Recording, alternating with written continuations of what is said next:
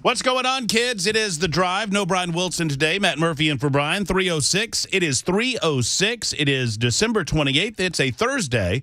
We don't call it Friday Eve. Super Talk 99.7 WTN. Pleased to be with you. It's my episode 480 on these airwaves, and every single one of them has been a delight, and I hope that you feel the same way about today's show. Hold your opinions until the end, would you? 615-737-9986, 615-737-9986. Those phone numbers, when I'm on the radio, are always open and available to you. I love turning a monologue into a dialogue, and you can do so by dialing those numbers up. You can also reach us on the super text line, and conveniently enough, that's the exact same telephone number, 615-737-9986. Utilize that to text to the show, and we will read those. If we do not respond to every one of them, we certainly read each and every one of them, and we appreciate the communication and the dialogue in that format. You can also find us on Super Talk TV, up and running, YouTube, Facebook, Twitter, Twitch. Always enjoyable to look why I'm on the radio. That's what I would tell you. If you want to know why Matt Murphy's on the radio, well, I really don't know why they let me on the radio on a daily basis. I certainly know why they don't allow me on television, and you can find out, too, by going over to Super Talk TV. You know, watch Brian Wilson in the afternoons when he's here. That's a face for TV. Look at Matt Murphy. And now you're beginning to see the difference. There's so many filters that we can use. Speaking of a good-looking man, there's Chris Weber. What's going on, Mr. Weber? How are you? Yeah, there I am. You doing all right? Yeah, fair to middling. Yeah? Have you noticed I trimmed the beard? Oh, you did? Yeah. Did you notice that? Yeah. Yeah, I was. I actually observed myself, and I looked kind of like a homeless. I mean, not kind. I do look like a homeless person. I still look like a homeless person, but I look like a homeless person that's freshly trimmed. So there you go. Yeah. Mac Maury's back in the news closet. Hello, Maury. Hello. Did you do a little Friday Mac Attack on Thursday with Joan today? No, we did not. We won't do it tomorrow. I felt bad. I felt like I was almost cheating on you or something. Wouldn't do that. That's interesting. You know, when I do only because you brought it to his attention yesterday. Right. Yeah. Shut up, man. I would like to note again, just because I'm a whiny baby and I enjoy reminding people of this, that tomorrow I will be on the air from 3 until 7 in this slot, performing my duties in the absence of Brian Wilson, who is spending much deserved time with family and friends. I will be the only full-time employee of Super Talk 99.7 WTN working tomorrow. I'm here for 3 hours. Are you? Yeah. I'm here 9 to noon. Just not while you're here. No, not while you're here. Oh, so you're showing up for Cameron, but not for me. That's great. That somehow that makes it worse. I would have respected you just not being not be here at all. You're just not going to be here for, It's like the line from When Harry Met Sally. It's not that he didn't want to get married. He just didn't want to marry you. Yes. Yeah. I think I want to go home now. Anyway, there's Chris Weber on the TV. There's Mac Maury. From time to time, he'll chime in with some news items and Mac Maury's Wide World of Sports at 5:25 today, where I will do my dead level best to gig him incessantly about his woeful Kansas City Chiefs. So there you go. We will start. I don't necessarily want to relitigate the Civil War, okay? But invariably, I think this is going to cause that. It is not my purpose. I do not claim to be Shelby Foote. I would never claim to be Shelby Foote. I don't claim that I have as intimate a knowledge about the various battles and the buildup and the historical context of what led to the American Civil War than some of you in the audience. But I think I've got a better grasp of it than most. I would say than most. Certainly not all, and certainly not even close to all, but most. But here's what I do know, and this is where I want to start on the drive this afternoon. The mainstream media consistently has it in for conservatives, libertarians, or anyone identifying as a Republican. And that will be the case for the foreseeable future. While alternative forms of media have popped up and they have slowly but surely began to dominate the political discussion space because liberals can't defend their points of view, liberals cannot defend their points of view only in as much as they generate ad hominem attacks or divert your attention away from the point of the discussion to some other thing. Let's talk about the other thing. Let's talk about not how bad Joe Biden is, but how awful Donald Trump was and how much of an awful human being he is. These are tactics utilized by the left to avoid having to defend their points of view. I want to start with a new study from Syracuse University that was presented by Barrett News Media, which is kind of a trade publication in our business. A new study from Syracuse University, and this applies very much to our discussion about the American Civil War, which applies very much to a discussion about the presidential contest that is currently going on. If you've not heard, Nikki Haley was recently asked a question. Being a former governor from the state of South Carolina, I guess we could assume that this question was in earnest, but I don't believe it was. I think it was a setup question, and I think Nikki Haley failed the setup. But the reason I believe it's important that you understand the nature of the news media that we're dealing with, you have to understand how Republican candidates, conservative candidates, libertarian candidates, any free thinker, you have to be better than the mainstream media, and you have to be better than your opponent. You're fighting a two-front battle of information. Every time you get on the stage, every time you're battling for airtime, when you sit down with an interview for hashtag Never CNN, when you sit down and you engage in an interview with ABC, CBS, NBC, these are not honest actors that want to present the news fairly and accurately. They have it out for you if you are a conservative, if you are a Republican. Know this. And I'm not just shooting from the hip when I say that. Which leads us to the new study from Syracuse University that shows that only 3.4% of American journalists refer to themselves as Republicans. In an online survey, according to Barrett News Media, of 1,600 journalists last year, the results show a dramatic drop from the previous study. In 2013, 7.1% of journalists called themselves Republicans, which is also a woefully low number. But consider this. In the first study done by Syracuse University in 1971, anyone want to care to venture a guess what the percentage was? It was still below 50%. It was still well below 50%. It was 25.7%. So in 1971, the number of journalists who referred to themselves as Republicans was 25.7%. In 2013, the number of American journalists who called themselves Republicans, 3.4%. Meantime, now you're probably wondering why this matters, or maybe you're questioning the dynamics of the question, and I get that.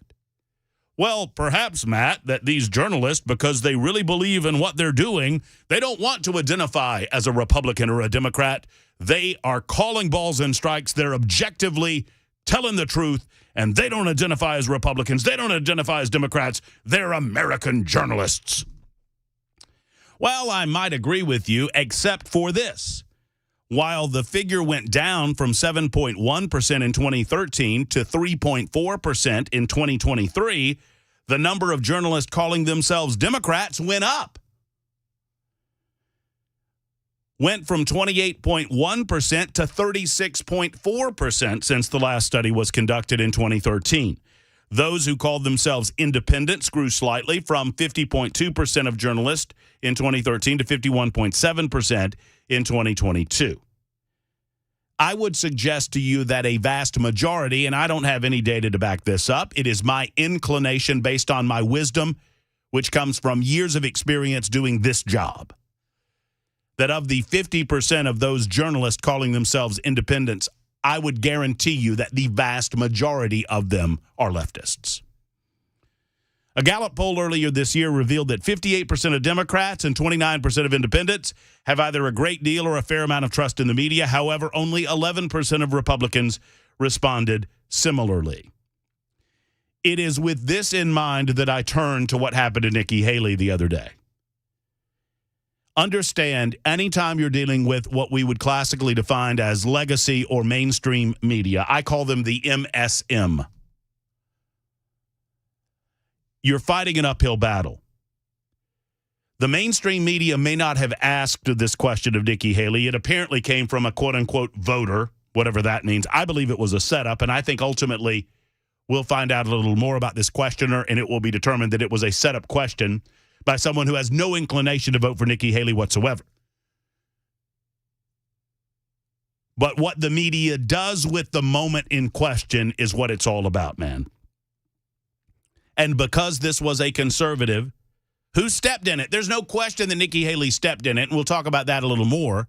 You have to be able to handle these types of Democrat plants. And that's exactly what it was. It was a plant by the Democrats trying to trip Nikki Haley up. And it worked. Now, in case you missed it, here's what went down the other day. Nikki Haley was asked a question while on the stump. I believe this was in New Hampshire, if I'm not mistaken. And she was taking questions from the audience. It's about a 1-minute clip. Listen to this. What was the cause of the United States Civil War?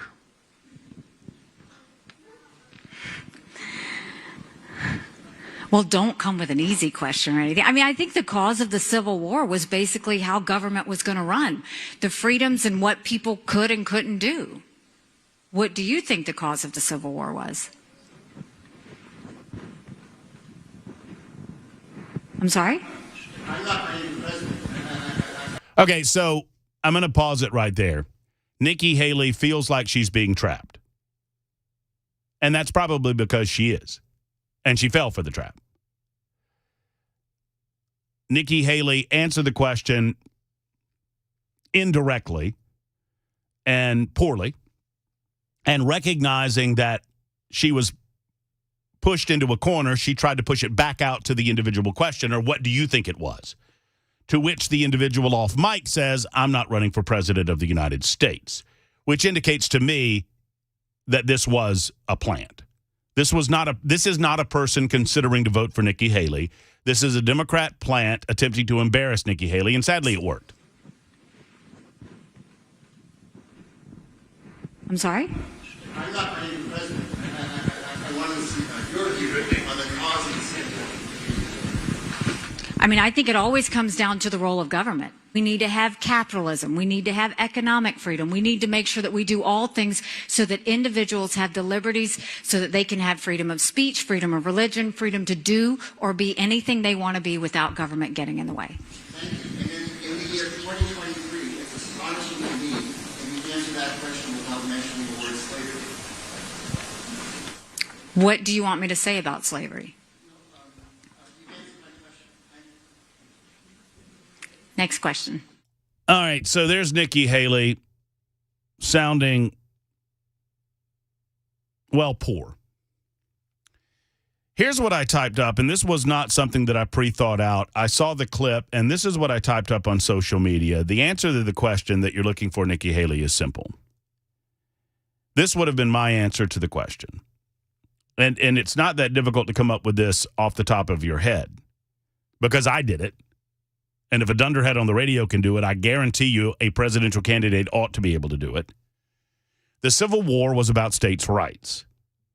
And one of the rights the southern states were fighting for was the right to hold human beings as property, which we now rightly view as evil. Your question, I would say, to the questioner merits much deeper conversation than we can have here. It is about much more complex issues that were going on at the time than we have time to discuss here. It includes the dual American economies that were going on between the North and the South. It includes discussion about trade embargoes with Europe. It includes discussion about tariffs on Southern goods. It includes discussions about the inclusion of future states as free or slave states and where their rights as individual states come into the conversation. But obviously, one of the central disagreements between the South and the North was on the issue of slavery, which we now hold rightly as an evil institution. I wish I had the time, Mr. or Ms. Questioner, and I wish that you had the genuine interest to delve into these aspects of this tragic part of American history. But I think my response gives you the answer that you were looking for. Thank you for your question. That's it. You identify that you recognize that this person is not asking an honest question, an earnest question. It's a setup question. You also recognize that the issues were far more complex than just a matter of slavery. At the same time, obviously, slavery was a central question and a central reason the fighting happened between the North and the South. And in 2023, it is beyond a question that slavery was and is, because it exists around the globe still today, an evil institution. Any concept that individual human beings would be held as property or viewed as same is evil. Anything that denies individuals the freedoms to enjoy their individual liberties by doing the same is evil. It is a ridiculous setup, and you just hand the mainstream media that is already decidedly left a gift. For the next week, they'll be yammering on about how conservatives can't answer questions about slavery. It's annoying. And frankly, Nikki Haley's candidacy for president has been annoying for me for the entire time. Your thoughts on this? 615-737-9986. Love to talk to you about it on this Thursday edition of The Drive. No Brian Wilson. Matt in for Brian. It's 322 on Super Talk.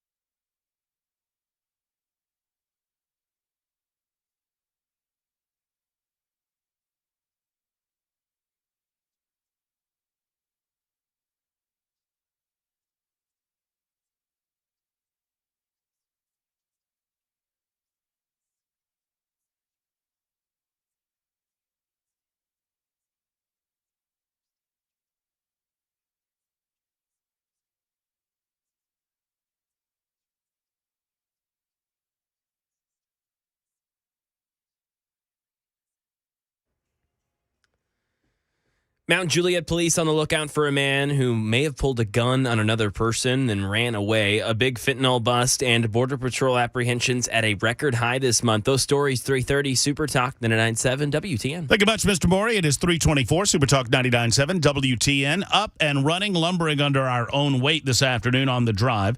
Thank you for being with us. Matt Murphy and for Brian Wilson. Joan Jones doing a great job for me from noon until 3. Cameron Smith from 9 until noon, as many of our hosts this week take some much-deserved time off. I took a little time off last week, and for my trouble, now I get to work on a holiday. That'll teach you. Which I'm proud to remind you of. Let's see. Matt Murphy for President 2024. I don't know about all of that. I know that this is not that hard. I am fascinated with the lack of willingness of individuals to recognize, and some have fallen into this lost cause model with regard to the Civil War, that they refuse to recognize the integral part of the issue of slavery that was settled during that conflict. 7987 writes in and says the correct answer would be that was settled 158 years ago, and it doesn't need to be relitigated. Now, I mean, I understand where you're coming from, 7987, and I don't disagree that that's a perfectly appropriate answer. Sadly, you would be accused of avoiding the question if you answered in that fashion. I think my answer is pretty good.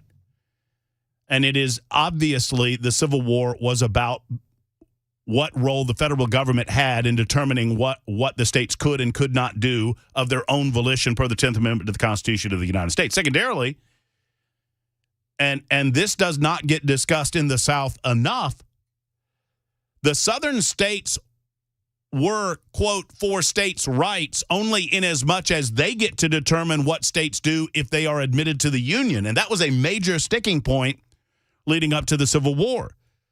The southern states wanted to pre-conclude and predetermine any states coming into the Union were going to be slave states. Well, that doesn't sound like states' rights to me. Should not.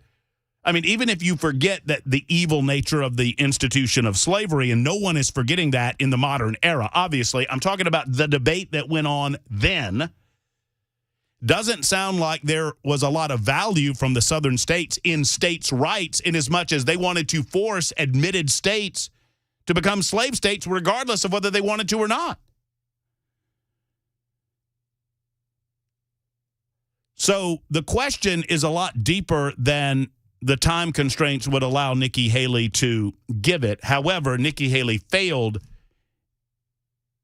to act on her feet in a manner that I would need from a president of the United States or for a candidate for president of the United States, because it's one thing to say, oh, it was a trap question, it was a Democrat plant. That's all well and good, and that's all true. But it does not excuse your inability to think on your feet and to answer the question and to understand the nature of the trap that was in front of you. Instead, you fell into it. Kevin calls from Columbia on the drive with no Brian Wilson, Matt Murphy, and for Brian. Hello, Kevin. Glad you called. Welcome in. Hey, Matt. I've called several times, but it's typically through your normal hours. I'm Kevin with the German Shepherd. We've talked before. Oh, man. Good to hear from you. I hope you're well. Hope you had a good Christmas. Absolutely. And same to you and your family. I am a native Tennessean, born and raised, spent time in the Navy, did my tour, came home.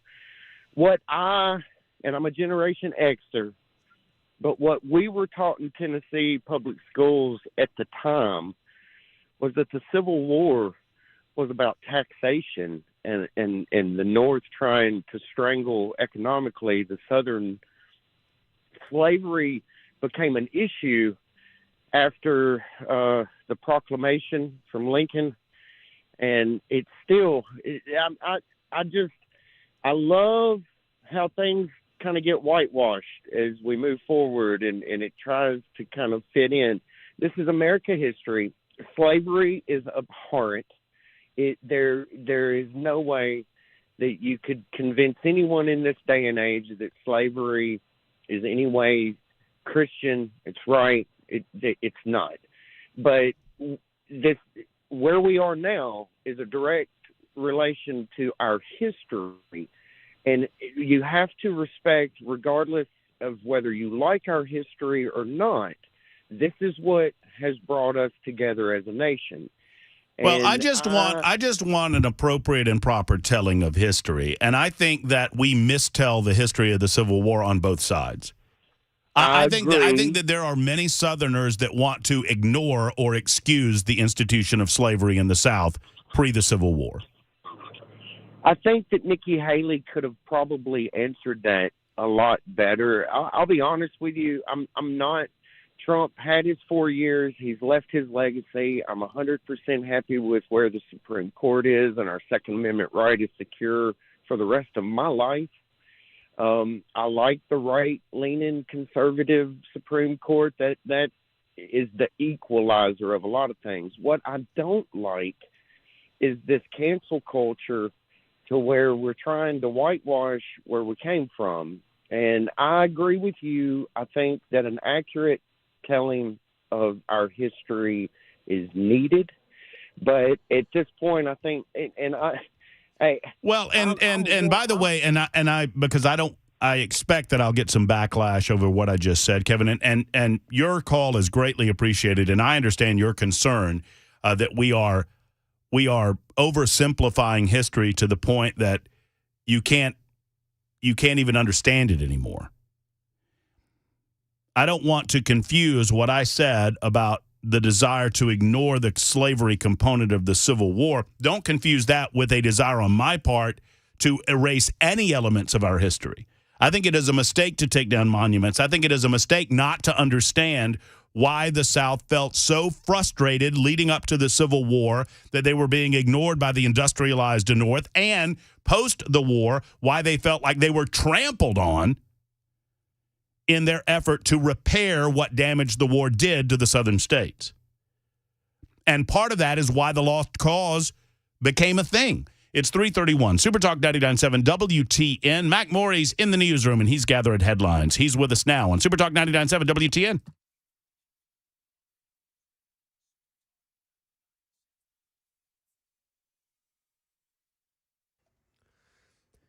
"31 minutes after the hour of 3 o'clock, I am Mac Morey with your top stories. 42 degrees, a cloudy, chilly day on Music Row. Could get chillier, could get wetter as well. Expecting rain, could turn into snow. Forecast traffic report coming up 5 minutes to let you know everything you need to know. This just in Tennessee, Channel 4 reports that police in Mount Juliet are searching for a man who allegedly pulled a gun on someone during what was a person-to-person sale exchange at the Willow Creek Apartments. Officials say that he could be running towards Charlie Daniels Park. The suspect is described as a late teens or early 20s man wearing a red jacket, black pants, and white shoes. Minneapolis Park Police Department announced today a large-scale bust involving fentanyl pills over the weekend. Law enforcement had been patrolling the city's Elliott Park neighborhood the night of December 23rd when they encountered 28-year-old Bernard Augusta Mack inside a vehicle that was stopped, and after a search by police, more than 1,500 pills believed to contain fentanyl were recovered. Minneapolis Park Chief Jason Otto says Mack was then taken into custody. All of the vehicle's occupants, 4 in total, fled from the vehicle. Park officers pursued and captured one of the suspects, Bernard Augusta Mack. During the arrest of Mack, officers recovered 1,788 pills, which have field tested positive for fentanyl. Mack has been charged with one count of first-degree aggravated controlled substances. And December is now on track to have the highest number of Border Patrol apprehensions ever, according to Customs and Border Protection data. The agency reporting on average nearly 10,000 apprehensions a day over the last week. Mexican officials yesterday announced the creation of a new task force to address the migrant surge at the U.S.-Mexico border. It's a move that comes after U.S. officials pressed the nation to do more to stem the crisis. That is the latest news. Weather, traffic next. I'm Mac Morey, WTN News.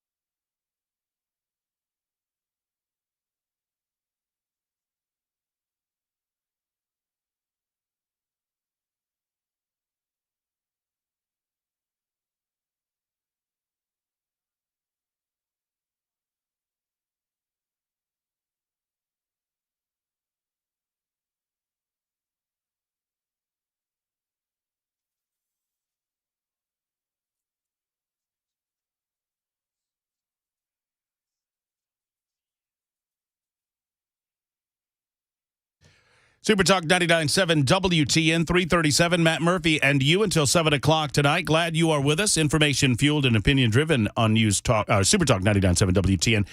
In the newsroom, Mac Morey is joining us. He's got a bit of an update on a story that he covered for us at the bottom of the hour. What do you got, Mac? Yeah, we had reported that Mount Juliet police were searching for a man who allegedly pulled a gun on someone during what they called a person-to-person sale exchange, the Willow Creek Apartments. Mount Juliet police just posted on X, formerly known as Twitter, that there is no longer an active suspect search. Detectives are following up on untruthful statements and inconsistencies by the original reporting person. Anywhere within the storyline or anywhere within their post on social media is Dan Mandis mentioned in any of this? No. No? No. Okay, I was just asking. I'm not saying he would be. I'm just Of asking. course. Just yeah. Throwing it. I mean, when I think Mount Juliet, I think Dan Mandis. Don't you live in Mount Juliet, too? I do. I live on the southern side. That's the good side of things. Oh. Don't come across the bridge, Mandis. New reports say small bald man running away. I don't know. Well, you give Mandis a couple of days off, and you never know what will happen. Gets going. Now, in all seriousness, so what did they call it? A sale? What? Yeah, a person-to-person sale exchange at the Willow Creek Apartments, which to me sounds like a fancy verbiage for drug deal. I don't know. I have no idea. This is all just It speculation. could be like a Craigslist. Someone selling something. Facebook Marketplace. That's what I was thinking. Never engage in a Craigslist transaction at your house, people. Come on. Yeah. Go to the police station. Yes. It's just that easy. Yeah, for real. That's Go it. to the police station. Yep. Say, yes, I want to sell you my 10-speed bike. Let's meet at the Mount Juliet police station, and we'll do that. And the Mount Juliet police station, by the way, in every police station, they know that you will do that. And they have, in many cases, areas for you to do that. So if that's what's going on, come on now. But what was the last portion of the update that they're now saying that they are investigating untruths? Yes, by the original reporting person. Yeah. Okay, so somebody was lying. Yep. Okay. All right, well, keep us up to date. Will do. All right, well, that's good news, I guess. If it's a lie that somebody pulled a gun, I guess that's good news in Mount Juliet. 339 Super Talk 99.7 WTN. Tracy is in Lebanon. Hey, Tracy, how are you? Hey, Matt. I'm doing fine today. How you doing, sir? I'm doing great. Thank you for calling. I agree with everything you said about the Civil War because that's kind of what I learned through school. It was more of a complex thing. Slavery was part of it, but the northern people had slaves at that time. So it was more complex as far as industry and tax issues and state rights. It's all deal with government again. Is my think on it. Well, and I agree with you. Yes, it is more complex. No, the North did not have clean hands on this issue, totally. But generally speaking, the North was not as concerned about the institution of slavery because the North was becoming an industrialized society as opposed to the largely agrarian society of the South. And for the South, the institution, and once again, we all agree that the institution of slavery is an evil one, but the institution that existed, the Southerners felt like it was important for business. And they put the business interest of slavery ahead of whatever moral qualms they had about it. And so it was the South. I mean, look, once again, I don't claim to be an expert. I certainly don't claim to be a Shelby Foote. But I would tell you that you do a little modicum of research and you will see the number of times in the 45 to 50 years leading up to the Civil War that the South insisted on new territories coming into the United States of America being slave states and the North wanting to do the so. Once again, I'm not here to relitigate the entirety of the Civil War. It would take the full 4 years that the Civil War lasted to do so. At the same time, you got to be able to. The broader point is this, and the reason that I bring it up is this. If you are a Republican candidate for president of the United States, know that the media is not your friend. And they have not been your friend for a long time. And you have to be better. I've said for years, Democrats got it good, baby. They have it. It must be so wonderful to be a Democrat because you don't expect. When's the last time, and I imagine that he has, I can't remember a time since I've been in Nashville, Tennessee, and I got here in 2021, When's the last time that Phil Williams of News Channel 5 went after a Democrat? When is Phil Williams going to go after, what's his name, Justin Jones? Old brother Jones, who is credibly accused. Now, understand this. Phil Williams goes after everybody, right? He's known in this community as he's a watchdog of community trust. When's the next time he's going after Justin Jones? Representative Justin Jones of Nashville has been credibly accused of covering up sexual assaults in the summer of 2020. I got the receipts. I have the accusation.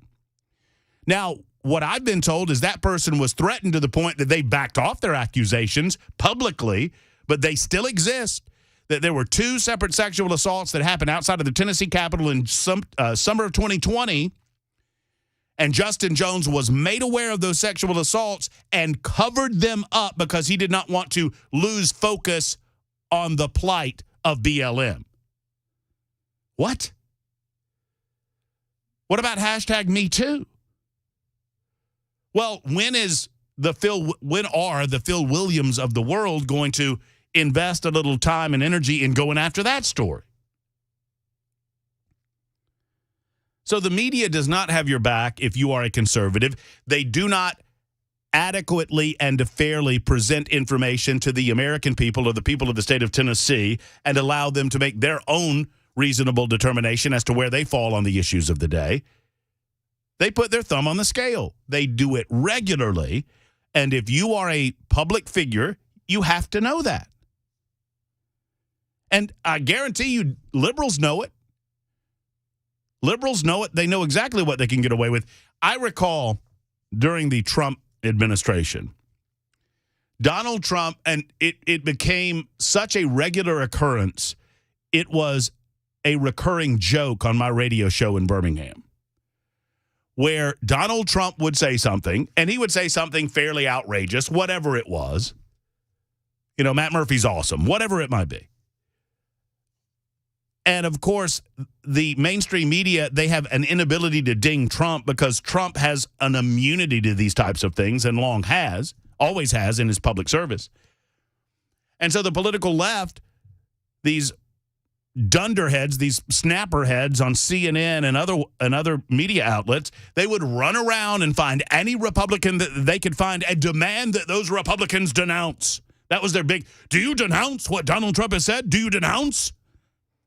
They run around to every Republican they can find on Capitol Hill. Well, sir, the President of the United States said this awful thing today. Do you denounce it? They don't do the same thing with Democrats. When Joe Biden says some nonsensical, crappy thing, they don't run around to every Democrat and do you denounce? When Bob Menendez got caught with gold bars and hundreds of thousands of dollars of cash in his house, did they run around to every Democrat in America demanding that they denounce Bob Menendez? But Bob Menendez is still in the United States Senate, for God's sakes. It's not even close to being a fair-minded media in the United States, and you have to be aware of that. That's the point. And Nikki Haley failed, and I hate it. I mean, she's not my candidate, never has been. Nikki Haley is a little too much of a war hawk for my taste. I'm not against standing up for American interest around the globe, but I'm also not invested in engaging in those entanglements and spilling American blood in the manner in which I believe she is. That said, I wish her the best. It's not her time. Got to be better when you fall into those traps. Matt is next in Nashville, Tennessee. Hey, Matt, how are you? Good. How you doing, sir? 2 quick things. First off, when it comes to war, you can the causes of war parallel that of the American Revolution. Secondly, wait, Matt, I'm sorry. It's probably me, but slow down and say what you just said again because I didn't understand some of what you said. The cause of the Civil War. The cause. Parallel. You got to open your mouth a little wider when you speak. So, the causes of the Civil War are quite parallel to that of the causes of the American Revolution. Oh, I see. Okay. All right. Tell me how. Well, if you look at it, it's like, okay, well, slavery was used as propaganda, taxes, representation, cultural differences, resources. Yes, any time I would argue, and I don't disagree with you, Matt. I think that what you're saying is correct broadly, generally. The specific nature of the differences between the North and the South are a little bit different than the specific nature of the differences between the colonies and the Crown. However, correct. Anytime that you have a cause for a schism, then you're going to be dealing with differences, cultural, economic, and otherwise.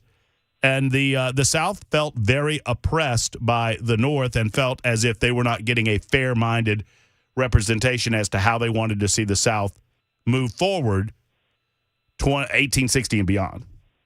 Correct. Yeah. And also, too, as Hillary Clinton famously once said, the GOP, the party of Lincoln, well, what makes the Democratic Party? The party of Andrew Jackson, who is the father of the Democratic Party.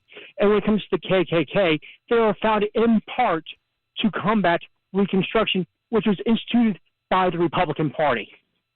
Thank you, Mr. Murphy. Thanks a lot, Matt. I appreciate the telephone call. There is no question that the Democrats have been. It's one of the greatest ruses in American history that they've managed to convince a lot of knuckleheads that don't have the good sense that God gave them to open up a history book. They've convinced them that somehow the Democrats are the champions of freedom and justice. I mean, if you look back into the Al Gore Sr. was a Democrat. Need I say more? Al Gore Sr. was a Democrat. What did Al Gore Sr. do for this state back in the 1950s and 1960s? How did Democrats react to the idea of the Civil Rights Act? Those weren't Republicans opposing that. Oh, but our Democrat friends and our political friends on the left that serve in journalism, they love to remind you, well, all of those Democrats became Republicans. Really? All the Democrats that started the Klan, the Democrats that were segregationist back in the day, the Dixiecrats of the 1930s and 1940s that demanded segregation, the George Wallaces of the world, those are all Democrats. All of them. So, Matt, you're correct in that analysis. 349, Supertalk 99.7 WTN. Lots more to do. Colorado will have Donald Trump on the ballot. Now, we expected that there would be a final decision by the United States Supreme Court. That decision is still to come, but there's new news coming out of Colorado that you need to know about, and we'll tell you about it on The Drive on Supertalk 99.7 WTN. Hi, I'm Paul Winkler. Have you ever thought about why we invest in the stock market? Well, you often hear because we want to protect ourselves from inflation. Well, what is inflation? It's prices going up. Who's raising prices? Companies. What do you own when you own stocks?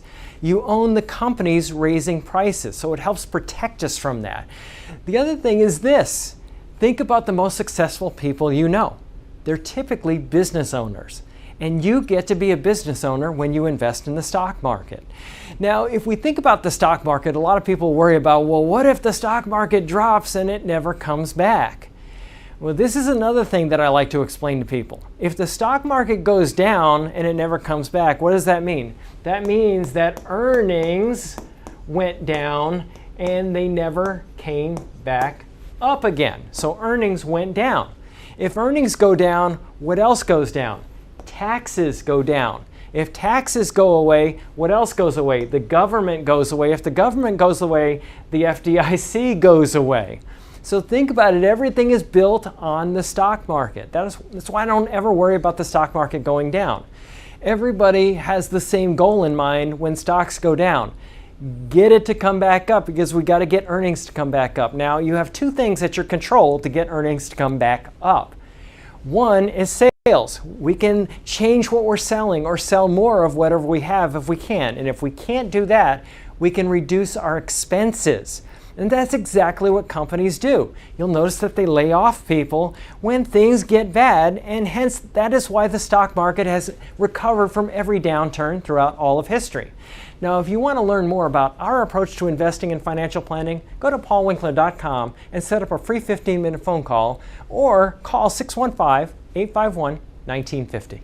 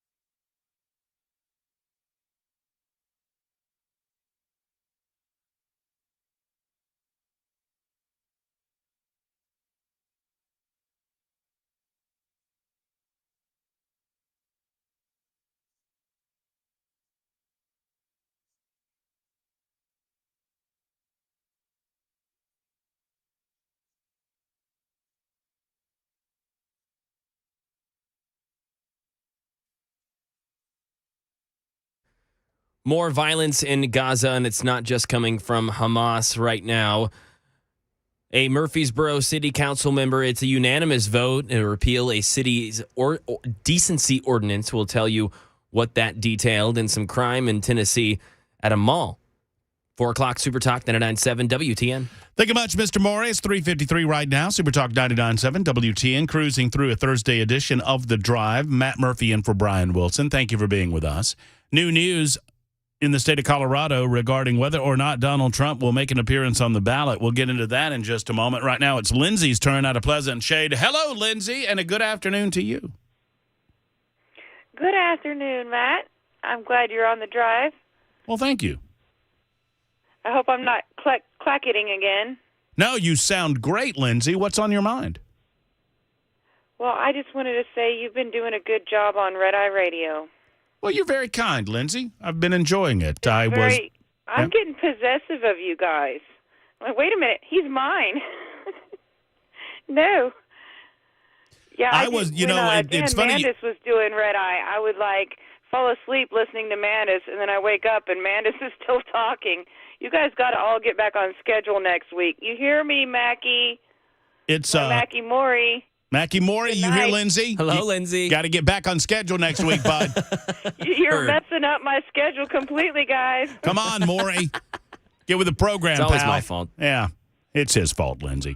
Well, thank you. Well, as long as Chris Hand doesn't buy a giant-ass Easter bunny, or a giant Valentine for the next party, then Mackie won't break his back. I think, Lindsay, that a giant ass Easter bunny would be better than a giant Easter bunny ass. Unless you're a furry or something. Easy. I can tell Hand is, have you seen him on social media? Oh, yeah. Hand is, this is what happens to talk radio hosts. We are immersed, and we are true believers, baby. If you're not a true believer, you don't survive very long in this game. And what I mean by that is we believe what we say. This is not an act. We are here to entertain you. We're here to keep you listening. We're here to inform you and educate you. Sure, all of those things are true. But if you don't believe what you're talking about on the radio, you cannot fake it. And you will be found out. The listening audience in this circle on Super Talk 99.7 WTN, the smartest listeners on planet Earth, and they will smell a faker from a mile away. And so we're real, and we believe in it, and we live it. We live the lifestyle. And so I can tell that Hand is chomping to get back. He's fiending. Needs to pop off some takes. I know. He's online. He's all, pop. He's firing off things online. I see him out there. I'm like, come on, man. Well, come on back. Let's go. He can do the drive tomorrow afternoon if he wants. So gracious. I mean, I'll acquiesce to the new guy. Happy to do that. Lindsay, thank you. You're very kind to say that. I got an opportunity, for those who did not hear, to guest host Red Eye Radio a couple of nights this week as I was doing the drive. Dan Mandis did it last night, and I was unable to get to sleep. I woke up at about, 12:45 last night and could not get back to sleep. This is true story. I'm not making a joke. Couldn't get back to sleep, 12:45. I'm laying there. It was one of those deals where as you get older, there was a time in my life where like that, you could fall asleep. But now, not so much. 50 years old, you wake up, you just lay there, you're sleepy, you're tired, you just can't do it. Is it insomnia? I don't know what it is. It's something, but I know what solved it. I got my phone off my bedside, off of its charger, and I went over to the app, and I popped on Super Talk 99.7 WTN. And there was Dan Mandis doing Red Eye Radio. And I don't know, 10, 15 minutes of that, and I said I'll do my best. And he managed to do it. So thanks, Mandis. I appreciate that.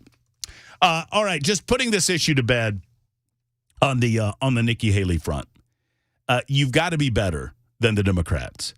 You have to be a step ahead of the operatives that want to destroy our ideology and our vision of the future of the United States of America. And if you cannot be better on your feet, I would suggest that we need somebody that can and need somebody that is. And sadly, Nikki Haley got burned. And is it going to affect her future as a candidate? I don't know that she had much of a future as a candidate anyway, considering the lead, the insurmountable lead that Donald Trump has of the Republican primary. Just to put a capper on it, here was the question and answer. What was the cause of the United States Civil War? Oh, yeah. Well, don't come with an easy question or anything. I mean, I think the cause of the Civil War was basically how government was going to run, the freedoms and what people could and couldn't do. What do you? What bothers me more than anything, I'm not bothered by the fact necessarily that she didn't bring up the issue of slavery. What bothers me more than anything is she did not recognize the trap that was involved in the question, and she could not easily pivot to the trap and jump over it.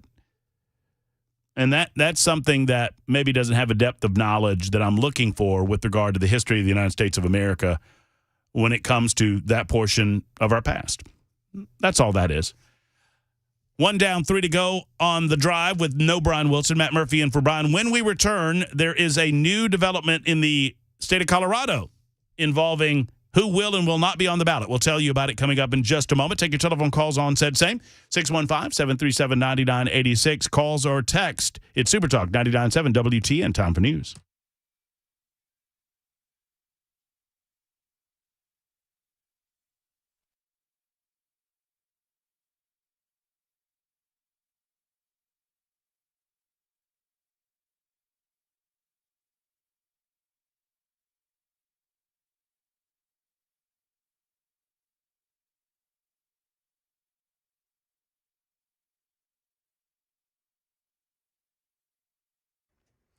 Four o'clock, I'm Mac Morey with your top stories. 39 degrees in Nashville. Got a slight chance for rain and snow. It increases tomorrow. Traffic and a complete weather forecast coming up 5 minutes. The Iranian-backed terror group Hezbollah firing off several rounds of rockets and attack drones on northern Israel today. It's a daily part of what is now called the undeclared war between Israel and Hezbollah, what threatens to escalate into a full-blown second front in the war raging in the Gaza Strip.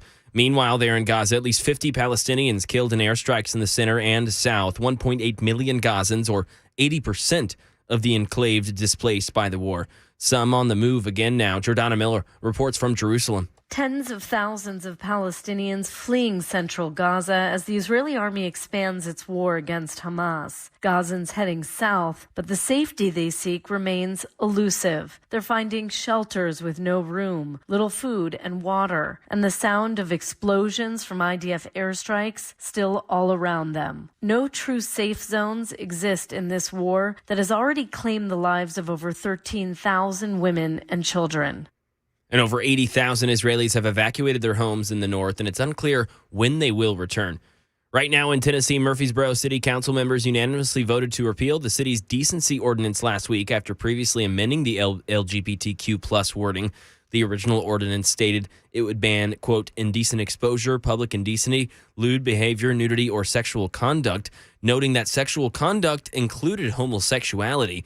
The ACLU amended the ordinance back in June. The city of Murfreesboro will now require a second reading vote the next time the council meets.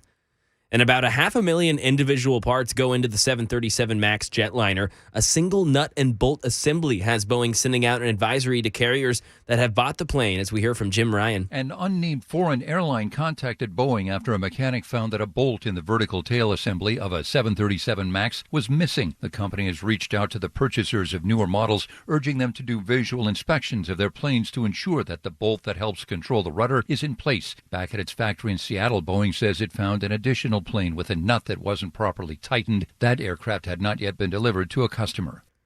Crime in Tennessee. There was a heavy police presence at Opry Mills Mall last night after a false alarm for gunfire. It was a fallen chair that someone mistook for a gun being shot. Police later confirmed that it was a teen fight at the Haagen-Dazs store, causing metal chairs to hit the floor. 3 teens, 2 16-year-olds, and 1 14-year-old were arrested for disorderly conduct in connection to that incident. That is the latest news. Traffic and weather on the way next. I'm Mac Morey, WTN News.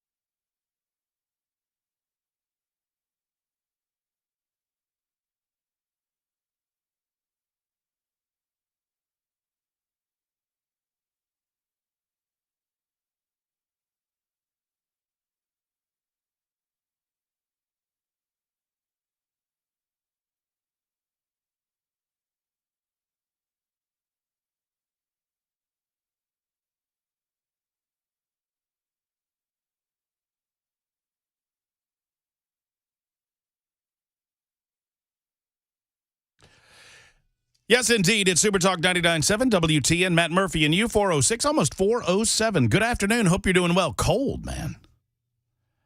I don't know where I was when it got cold, but it seemed to fine. And then last night, I went out with the dogs, and it was frigid.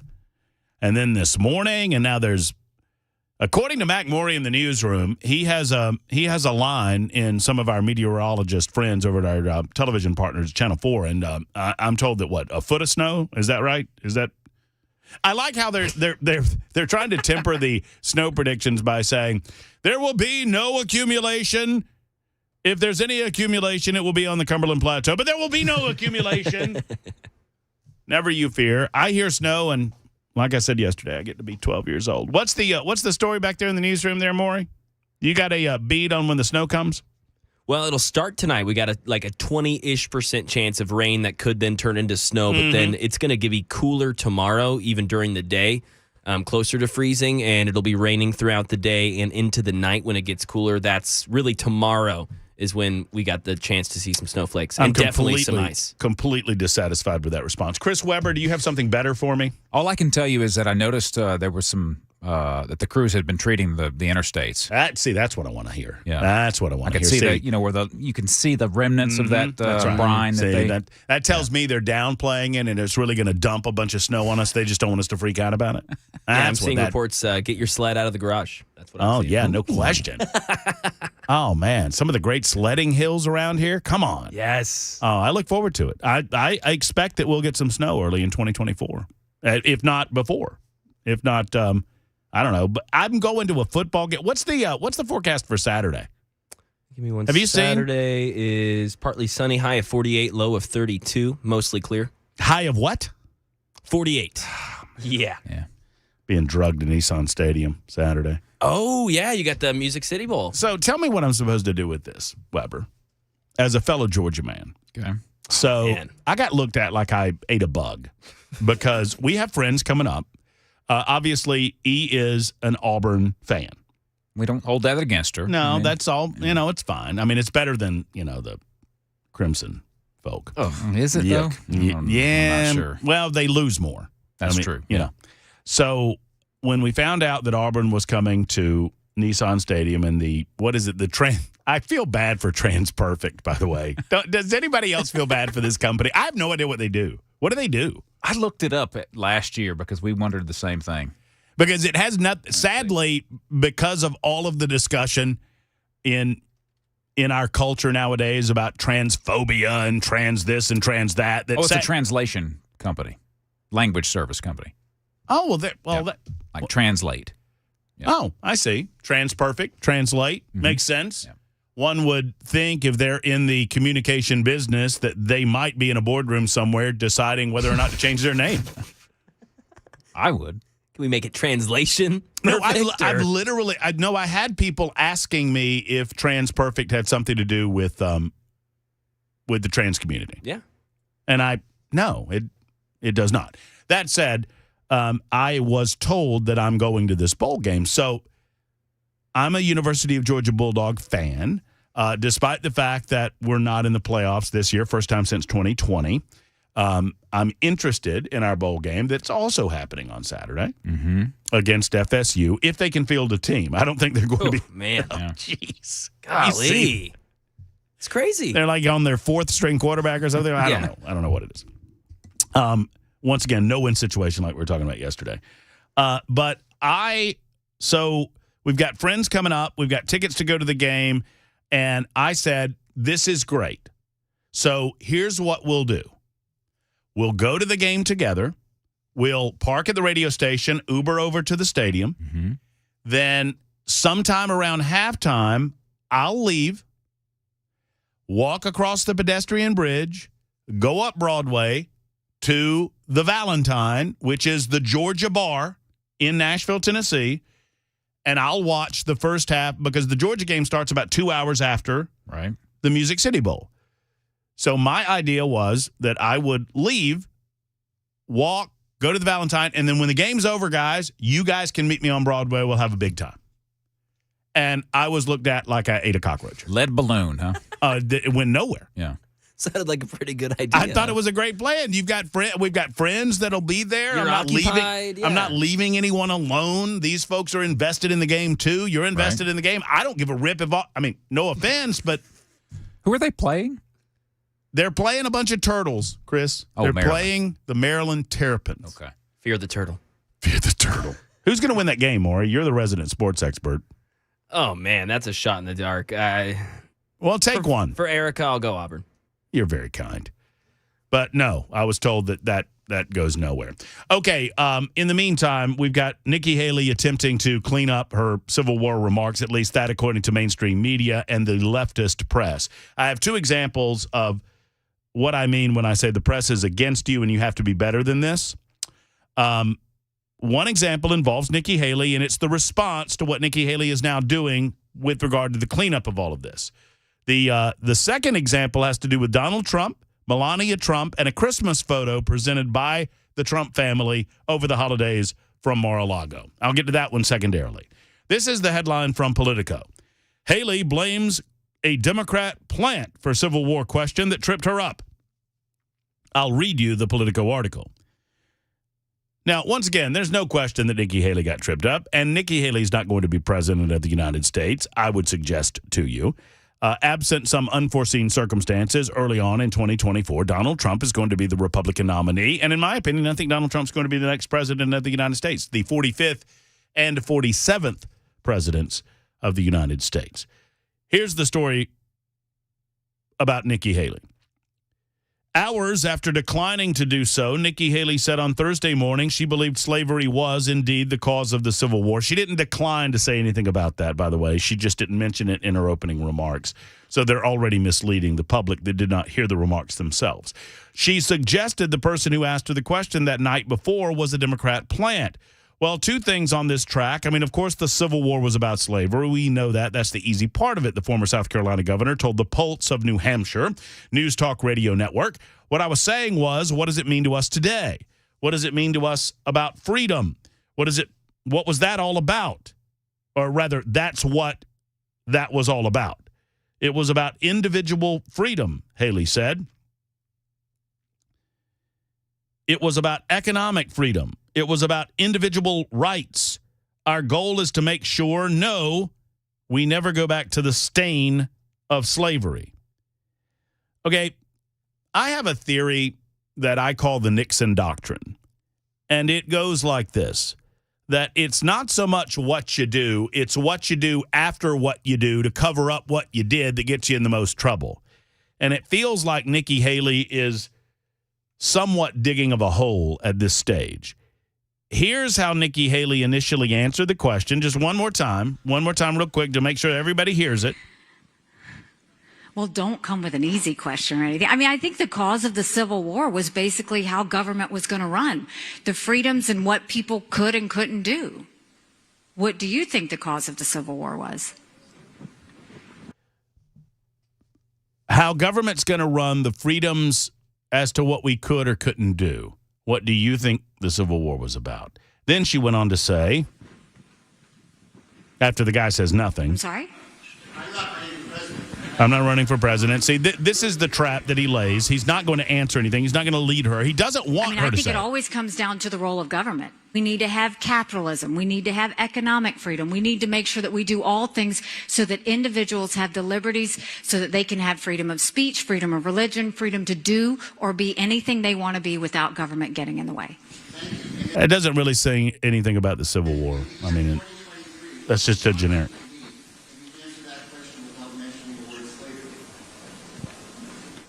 What do you want me to say about slavery? I'm a little bit surprised she had not caught on by that point. The point being, was this a Democrat plant? Yes, of course it was. Did she handle it poorly? Yes, of course she did. She did not go further into addressing why she didn't say as much on Wednesday evening when she appeared Thursday morning, this morning, on New Hampshire Talk Radio.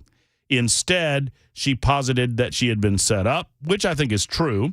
Quote, it was definitely a Democrat plant. That's why I said, what does it mean to you? And if you notice, he didn't answer anything. The same reason he did not tell reporters what his name was.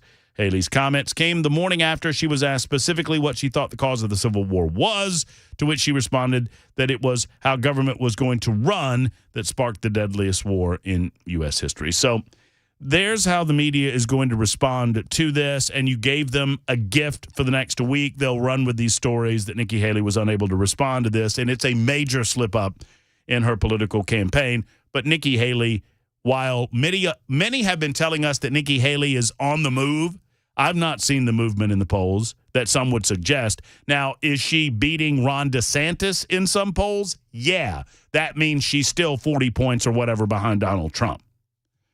So the battle for second place is on, baby, but none of it matters in the grand scheme of things. Another way that the media attempts to skewer your vision of the political world and put their thumb on the scale is as follows. So, as most of us do, the Trump family gathered together over the holiday season for a Christmas photo. You know, many of us gather our families together. I would love to eliminate the scourge of gathering together in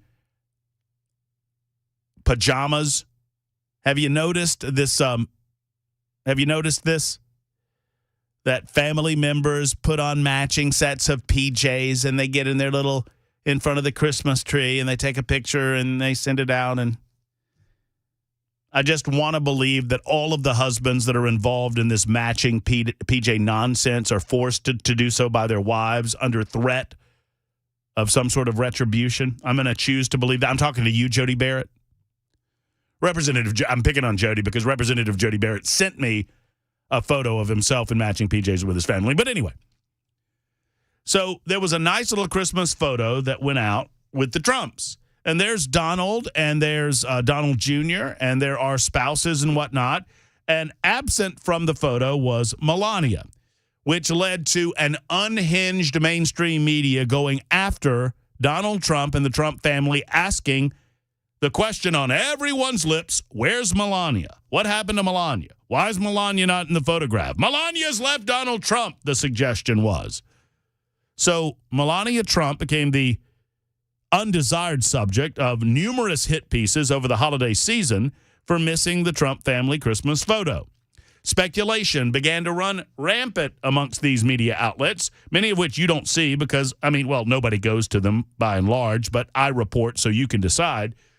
For example, page 6, leftist outlet. Melania Trump missing from festive family Christmas photo at Mar-a-Lago. East Bay Times. New Melania Trump mystery.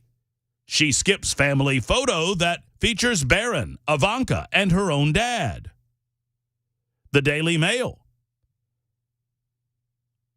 discussed the same. The Trump's Mar-a-Lago family photo. Kimberly Guilfoyle. I never could pronounce her name. Can you pronounce her name? Guilfoyle. Guilfoyle? I think so. Is that right? That's an L. That's why I'm having trouble with it. Guilfoyle. Shares festive snap, including Donald, Barron, Ivanka, Donald Jr., Jared, and Tiffany under the tree, but no Melania. Where's Melania? The mystery of where Melania Trump was. The insinuation in each of these leftist hit pieces is the same. That there is a schism between Donald Trump. That Melania hates her or hates him just like all of the rest of us hate him. Melania is really a good person and she doesn't like Donald anymore, and that's why she wasn't in the Christmas photo. These are the insinuations that are going through these leftist media outlets. Turns out that there was actually a pretty good reason that Melania Trump was not there.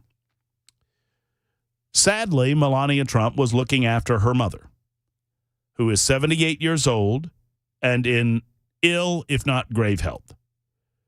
Her mother, a woman whose name I cannot pronounce, and I apologize for that. Melania Trump can speak 6 languages. I can't pronounce the woman's name, and I don't want to mangle it. But Melania Trump's mother, 78 years old, is in the hospital. Okay, I'll give it a go. Amalja Navez.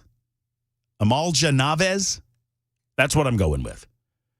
Who is 78, has been in the hospital and is in ill health. And Melania Trump, who is a devoted daughter, obviously, decided to be with her mother as opposed to be in the family photo. She was at the hospital. Melania Trump's father was in attendance and was a part of the photo. Fox News Digital reports that a source close to the family says it should be no surprise she spent Christmas with her ailing mother. It just goes to show, and you will see no retractions. You will see no update. You will see no mainstream media outlet that questioned why Melania Trump was not in the photograph, following up on the story in the aftermath of the correction and saying, oh, by the way, it's not that big of a deal. This story is not that big of a deal, but they do it with the little things and they do it with the big things too. And if it frustrates you, well, then good. It should frustrate you because, once again, it's an example of putting their thumb on the scale. 422, Super Talk 99.7 WTN. Big news out of Colorado. We'll get into it next on The Drive. Awaken 180 is my solution for weight loss. Laughing, learning, friendships. Not the words normally associated with trying to lose weight. But with Awaken 180, you're not trying. Weekly weight loss while gaining the tools to keep it off. Free support for life, friends for life. Learn how over 17,000 clients succeeded with the solution for weight loss.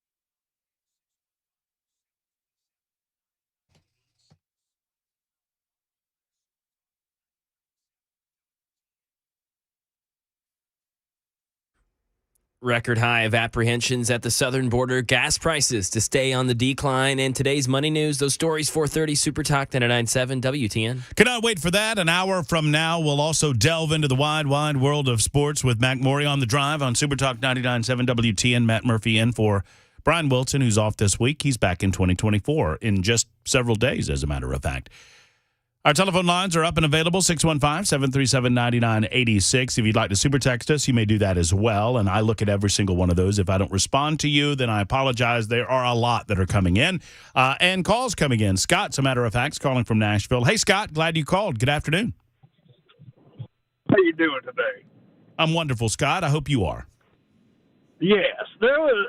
I heard someone say that there was slavery. The Civil War was about slavery. Yes, Scott. Hello. You did. Yes. As a historical major, the Civil War was not about slavery. It was about economical difference between the North and the South, and slavery kind of came on the coattails of it because they were getting free labor in the South versus where they had to pay in the North. Mm-hmm. So, in other words, Scott, that it was about slavery. Yes and no. It was about economical difference. What were Right, because the South was mostly an agrarian economy. You would agree? Mm-hmm. Yes. And the North was industrializing. Yeah? Mm-hmm. And the North did not require the manual labor that was required in the agrarian South. And the South was producing a lot of the raw materials that would then be shipped up to the industrialized North to be manufactured into goods, right? Like cotton, for example. Right, which the North did not have. Right. I don't know why. I'm curious, Scott, and we don't know each other, but I hope we're friends. Why is it so important for you to insist that the Civil War was not fought in part due to the South wanting to continue slavery as an institution and the North wanting to discontinue it? Oh, it was in part. Like I said, it came on the coattails of it. It was an A plus B. Okay. They were very much connected, but one was because of the other. Are you familiar with the Missouri Compromise? Somewhat. Do you remember about the time the Missouri Compromise happened? 1840s? 1820. It's 1820. And so 40 years before conflict began, there was already debate and compromise and resolution over the institution of slavery in newly admitted states in the Union.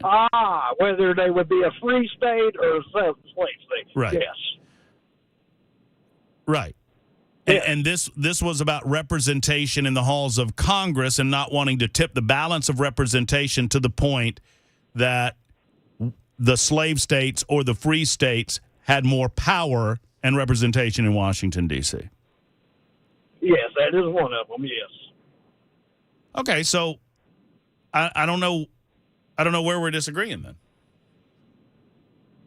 Well, that slavery was a component of the reasons why, it was a part of why the Civil War was fought. But it wasn't the main reason.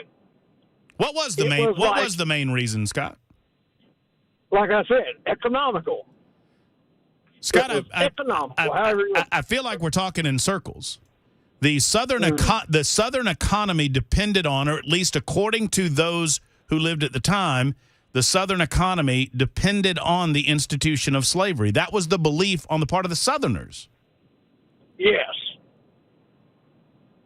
And at the same time, the North was paying all of its workers, everybody that had to be employed, they were paying.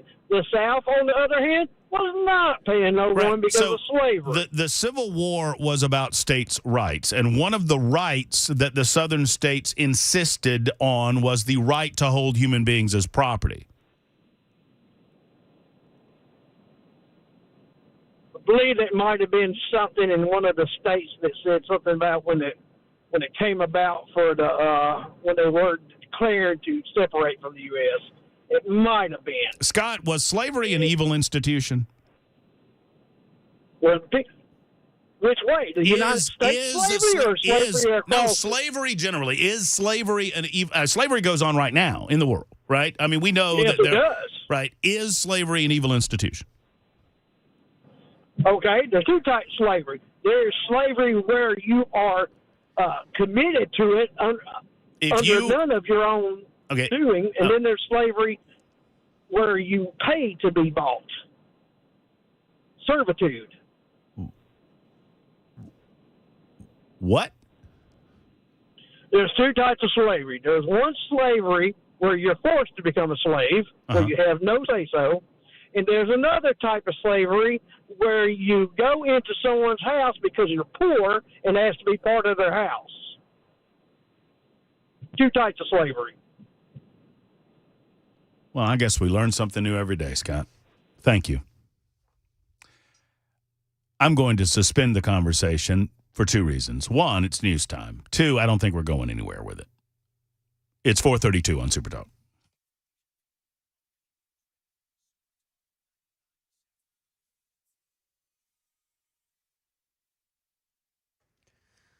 .432, I'm Mac Maury with your top stories. Currently 39 degrees in Nashville. We got the chance for some rain that could turn into snow starting tonight. It raises in chances tomorrow throughout the afternoon into the evening. Weather forecast, traffic report just ahead, 5 minutes.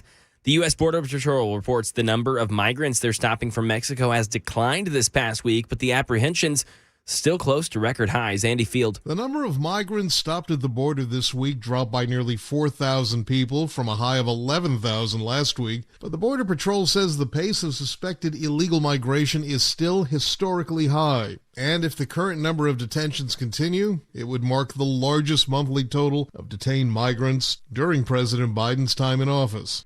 And cheaper gas ahead. Gas prices will fall in 2024 for a second year in a row, according to Gas Buddy. Now over to our money news. Daria Albinger. A record-setting day amid light trading on Wall Street. The Dow closing at a record high, 37,710, up close to 54 points today. The S&P 500 closing up nearly 2 points and 13 points shy of its January 2022 high. The Nasdaq was down 4 points. The latest weekly unemployment report from the Labor Department shows claims rose by 2,000 for a total of 205,000 for the week ending December 16th. It's the second consecutive week of increases. Freddie Mac says the average long-term U.S. mortgage rate dropped for the ninth straight week to its lowest level since May, 6.61%. A judge in New York has ruled that Alibaba must face a lawsuit by a U.S. toy maker alleging that the Chinese e-commerce giant's online platforms were used to sell counterfeit Squishmallows. A portable blender company is recalling nearly 5 million products. The Consumer Product Safety Commission says the BlendJet 2 can overheat and catch fire, or the blades can break off. Dave Packer, ABC News. And that was Dave Packer. That's the latest news. Traffic weather next. I'm Mac Maury, WTN News.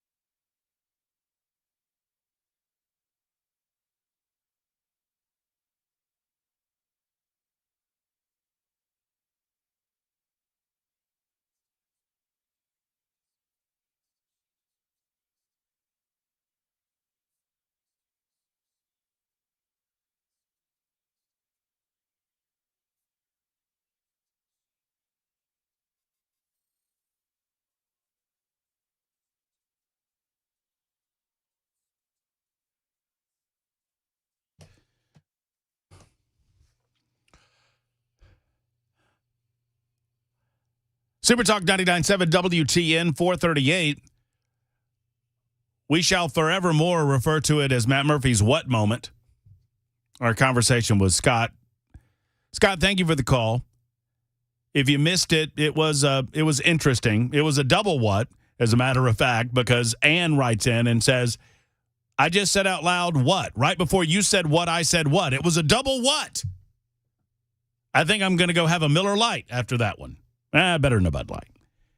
So I think what Scott was referring to is like, well, I asked him if slavery was an evil institution, and he didn't answer me. He said, well, it depends on what you're talking about. There's multiple types of slavery. There's slavery, and then there's another type of slavery. I think what he was referring to is indentured servitude, which is a different type of labor, but in the purest form of indentured servitude, it is a voluntary contract entered into by two willing participants, right?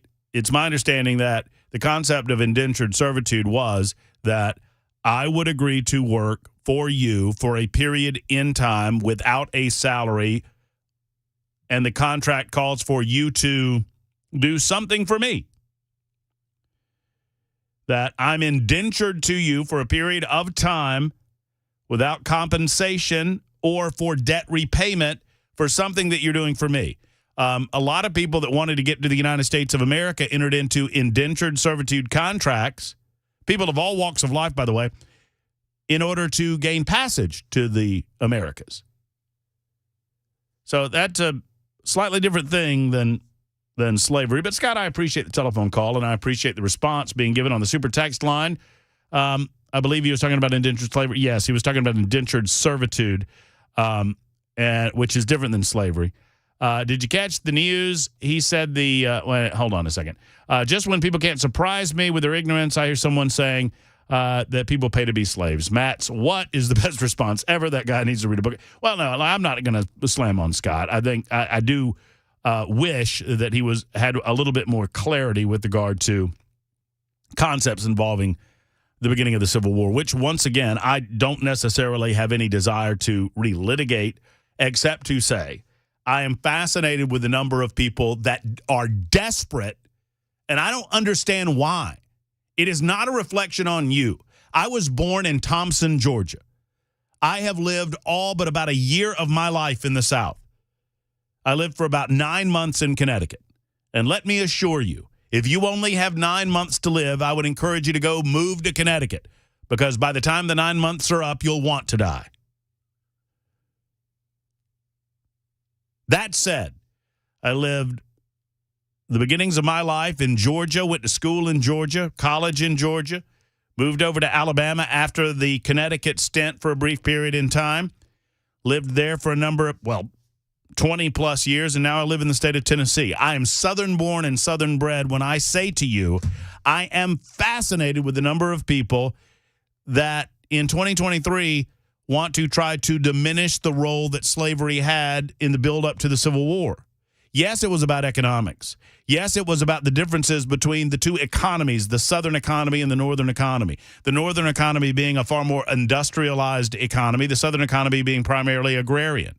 Yes, the question involves a much deeper conversation about the complex matters that were going on at the time, including those dual economies, including trade embargoes, including tariffs, including the inclusion of future states as either free or slave states, and the balance of power in Washington, D.C., and the desire by some to eliminate the institution of slavery and the desire by some to continue it in the future states.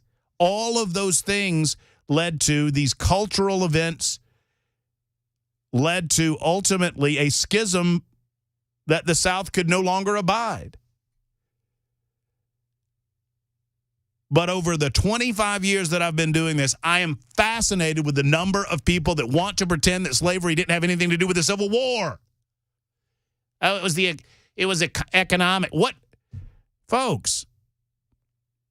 The economics of the South indicated to Southerners at the time that they needed to continue the institution of slavery in order to continue their business models.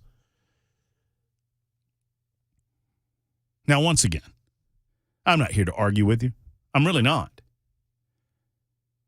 I don't understand why some want to believe that that's what it was all about.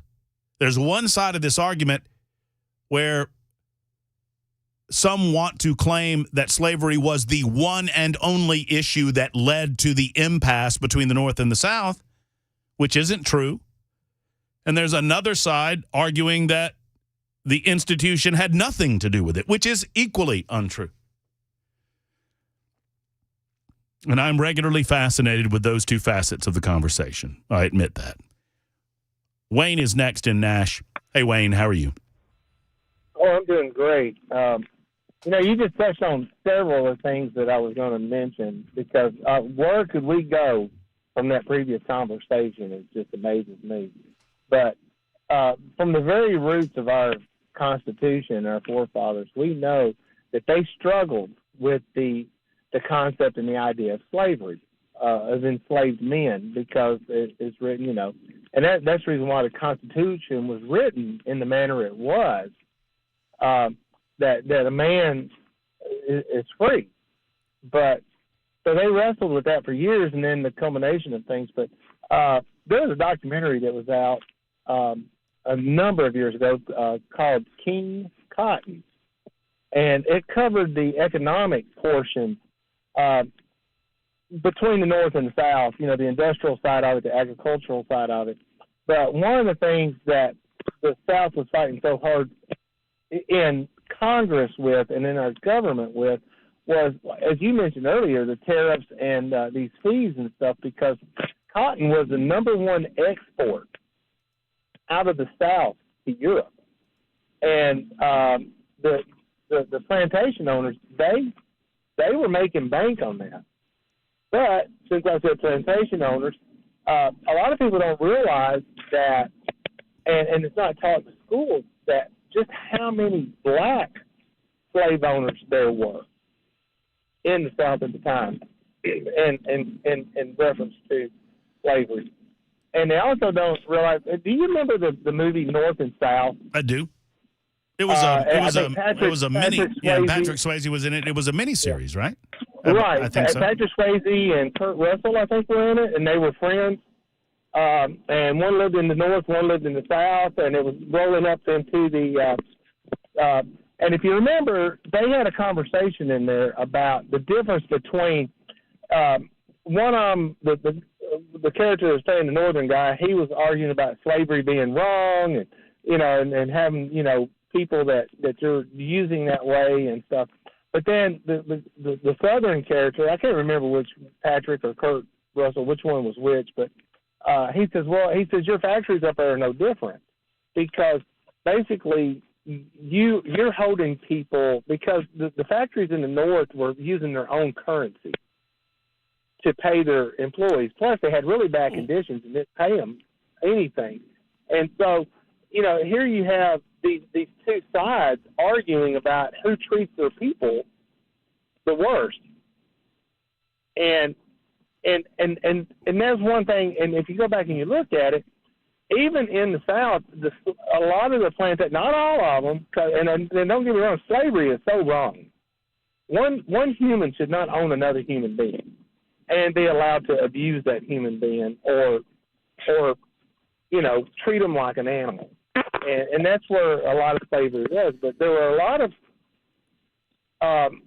plantations that actually paid their slaves a salary, because they couldn't provide everything for them. What? And so they had communities on those plantations. The slaves had their own community and oftentimes had their own store. Wayne, I'll have to. I don't mean to suspend the conversation. I hesitate to walk down this road where we begin telling anecdotal stories about how certain plantations. I don't know why, if you're a plantation. Look, I'm out on that level of discussion. I apologize, Wayne. I appreciate the call. I appreciate the conversation. Here's where I end with the conversation. If you start with, yes, slavery was bad, but I think we need to stop. I just think we need to stop.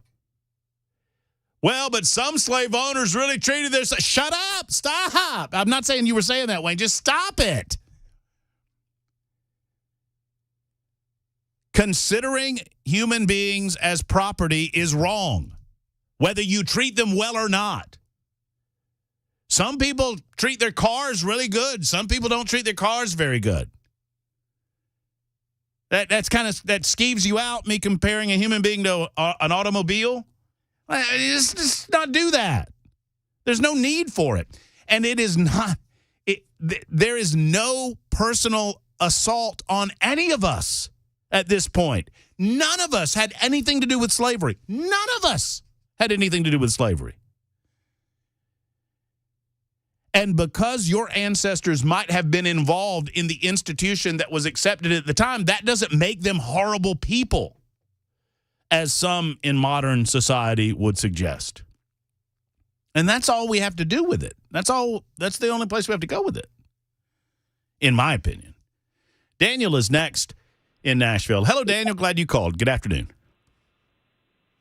Good evening. How are you doing? I'm doing well. Thank you. Well, the reason I called is because nobody seems to remember. I read this recently because of an argument that I'd heard. But Tennessee actually didn't secede like most of the states did. It actually rebelled because us and some Virginian congressmen were heading towards the Convention of Southern States, and they were apprehended by the Union Army and detained for I think about a week before they were allowed to go back to their states. And when they got back, the Tennessee Assembly voted unanimously to rebel against the Union Army because they had stopped our own congressional members from doing their duties. What I'm looking at right here says, and I'll acquiesce to your knowledge of this, Daniel, but I just want to read it to you and get your reaction. You ready? Yeah. On June 8th, 1861, Tennessee leaders voted to secede from the United States.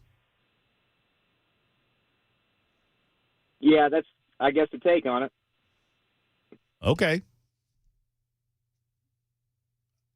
I thought your point was that they never did that, but okay. It's been an odd show, hasn't it? Is everybody feeling good? Are you feeling good? You feeling good right now, Weber? Well, you know. You missing Wilson at all? I kind of am. I wonder what Brian's doing right now. Does he want to save his own show? I feel I need it. I think he is going to stay as far away from this as he possibly can. I don't blame him. I feel good about it. I hope you feel good about it. It's 4:51. I'm actually enjoying myself, and I hope you are too. It's Super Talk 99.7 WTN. Hi, I'm Paul Winkler. Have you ever thought about why we invest in the stock market? Well, you often hear because we want to protect ourselves from inflation. Well, what is inflation? It's prices going up. Who's raising prices? Companies. What do you own when you own stocks? You own the companies raising prices, so it helps protect us from that. The other thing is this. Think about the most successful people you know. They're typically business owners. And you get to be a business owner when you invest in the stock market. Now, if we think about the stock market, a lot of people worry about, well, what if the stock market drops and it never comes back? Well, this is another thing that I like to explain to people. If the stock market goes down and it never comes back, what does that mean? That means that earnings went down and they never came back up again. So earnings went down. If earnings go down, what else goes down? Taxes go down. If taxes go away, what else goes away? The government goes away. If the government goes away, the FDIC goes away. So think about it. Everything is built on the stock market. That's why I don't ever worry about the stock market going down. Everybody has the same goal in mind when stocks go down. Get it to come back up because we got to get earnings to come back up. Now, you have two things at your control to get earnings to come back up. One is sales. We can change what we're selling or sell more of whatever we have if we can. And if we can't do that, we can reduce our expenses. And that's exactly what companies do. You'll notice that they lay off people when things get bad, and hence that is why the stock market has recovered from every downturn throughout all of history. Now, if you want to learn more about our approach to investing in financial planning, go to paulwinkler.com and set up a free 15-minute phone call or call 615-851-1950.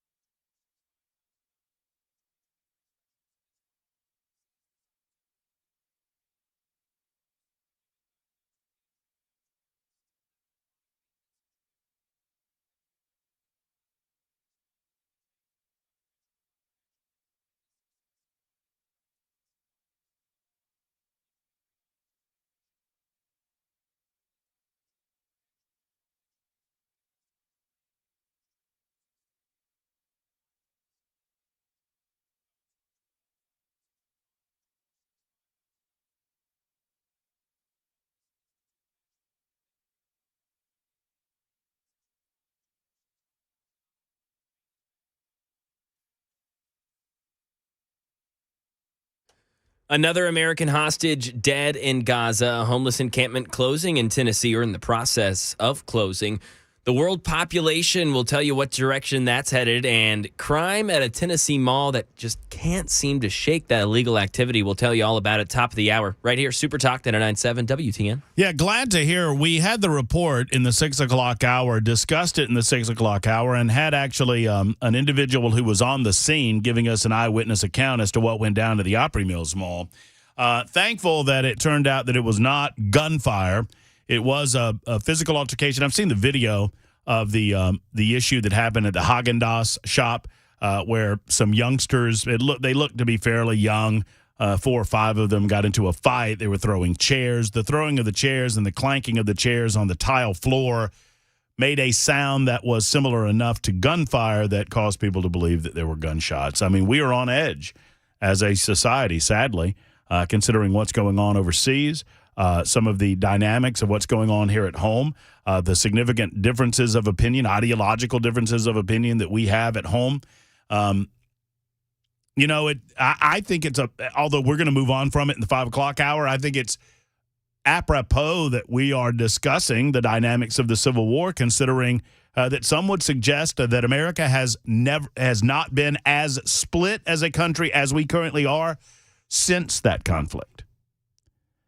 Now, look, I don't think anything's new under the sun. There have always been differences of opinion. There has always been a schism as to how we view things in this society, in our freedom-loving society. But I don't know that I disagree that we are more separated in thought than we have been in a long, long time. Putting a capper on the discussion, it's Mike who joins us now with Matt Murphy on the drive. Hey, Mike. How you doing, Matt? Enjoying your show. Well, thank you, Mike. I appreciate that. What's on your mind? Well, I don't know if anybody covered it because I tuned in late. The reason Lincoln was assassinated by John Wilkes Booth, who was a Democrat, was because he freed the slaves. And the folks that are wanting the reparations for slavery, what about all the white blood cells that were shed for their cause too? No pun intended. I don't get it. Yeah, I mean, I think it's pretty well established that John Wilkes Booth was so against the idea of any sort of equality amongst the races that he embraced that concept amongst other concepts to determine that Lincoln was acting as a tyrant in forcing the Union to remain together. I would agree with that. Thank you for the call. Mo, you are last up on this subject out of Franklin. How are you, sir? I'm doing great. And yourself? I'm doing well. What's on your mind?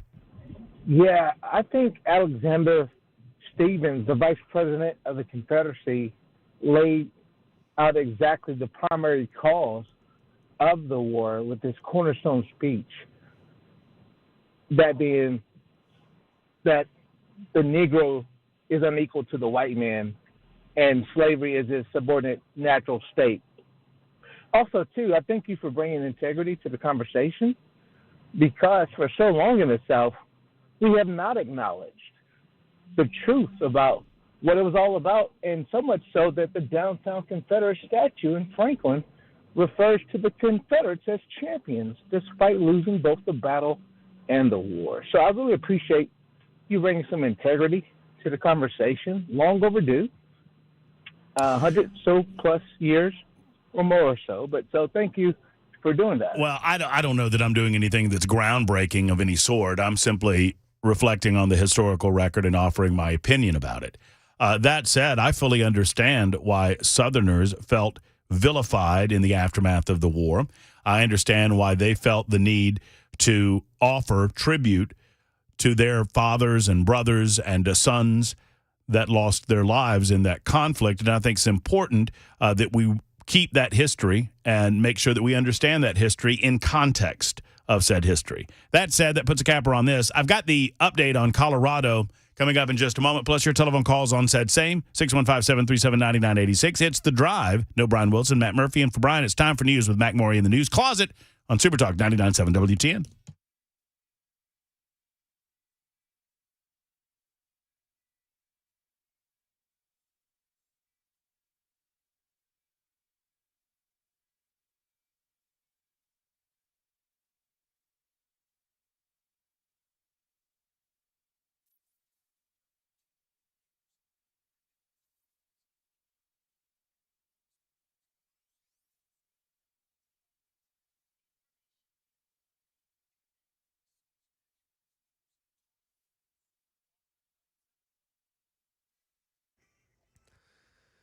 5 o'clock, I'm Mac Maury with your top stories. Currently 38 degrees and descending in that number throughout the rest of this evening. Got a chance for rain and snow tonight. That increases tomorrow throughout the day. We'll let you know about it. Latest traffic report, weather forecast on the way, 5 minutes.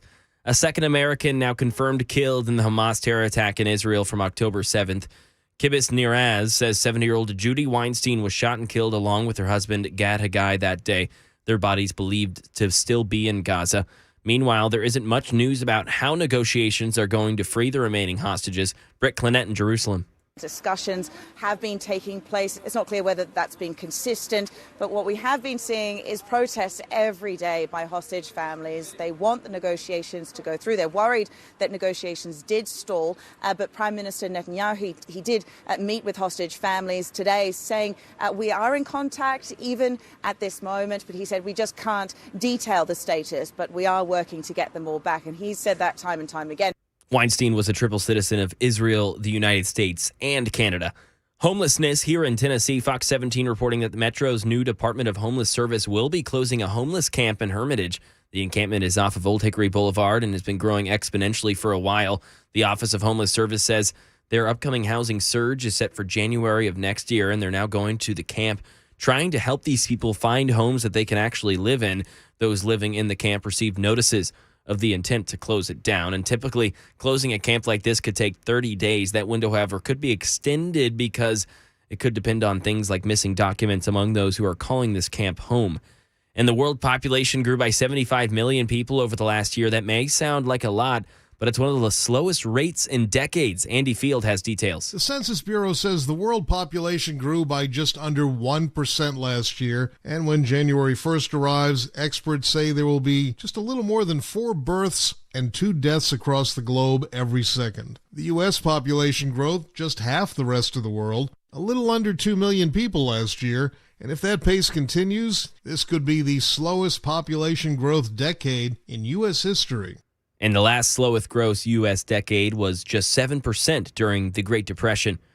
And more crime at Tanger Outlets Mall. Officials reported thefts at Gap, Ulta Beauty, and a children's clothing store. This was prior to the Christmas holiday. 22-year-old Lindea Woods accused of stealing over $2,000 worth of merchandise December 10th before stealing more on December 19th.